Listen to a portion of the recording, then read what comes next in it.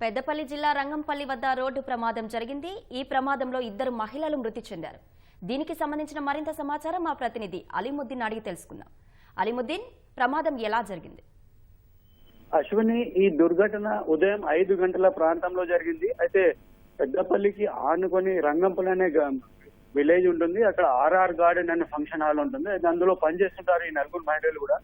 ఒక ఫంక్షన్ లో పనిచేశారు. అయితే తెల్లవారుజామున 5 గంటల ప్రాంతంలో ఆ రంగంపల్లి నుంచి తమ ఇంటికి, అంటే ఉదయనగర్ లోని ఇంటికి వస్తున్న క్రమంలో అటు కరీంనగర్ నుంచి వస్తున్న ఒక కారు వెనక నుంచి ఢీకొంది. ఆ స్పాట్ లోనే 2 చనిపోయారు. అందులో అమృత, భాగ్య 2 ఉన్నారు. అయితే మరో పద్మ తీవ్రంగా గాయపడింది.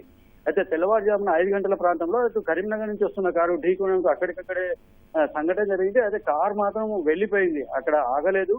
అయితే ఎవరైతే గాయపడ్డారో వాళ్ళని అడిగి తెలుసుకుంటే మాత్రం ఎంత నుంచి కారు వచ్చిందని చెప్పారు. ఈ సమాచారం అందుకున్న పోలీసులు వెంటనే వాళ్ళ గాయపడిన వారిని ప్లస్ చనిపోయిన వారిని గవర్నమెంట్ హాస్పిటల్ తరలించారు.